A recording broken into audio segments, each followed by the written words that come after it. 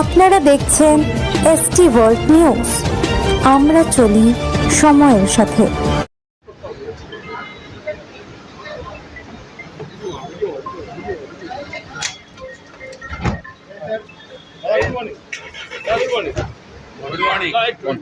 না, দিল্লি যাচ্ছি। হ্যাঁ, দিল্লি যাচ্ছেন, মানে আমাদের সবার বক্তব্য আপনি তো বলেছিলেন যে কর্মী হিসেবে আপনি আজকে মোদির সভায় যাবেন। আমাকে কর্মীরা ডেকেছিলেন, তাই আমি হ্যাঁ করেছিলাম।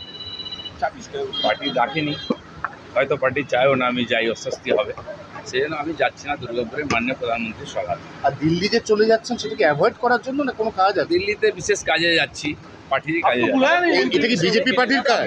এটা কি বিজেপি পার্টির কাজ? পার্টির কাজে যাচ্ছি।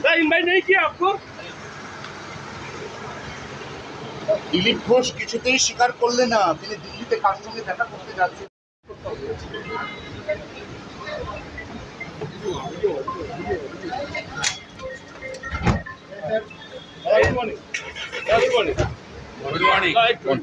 না, দিল্লি যাচ্ছি। হ্যাঁ, দিল্লি যাচ্ছেন, মানে আমাদের সবার বক্তব্য আপনি তো বলেছিলেন যে কর্মী হিসেবে আপনি আজকে মোদির সভায় যাবেন। আমাকে কর্মীরা ডেকেছিলেন, তাই আমি হ্যাঁ করেছিলাম।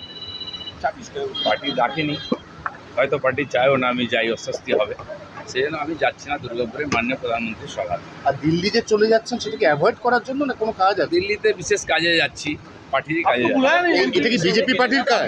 এটা কি বিজেপি পার্টির কাজ? পার্টির কাজে যাচ্ছি।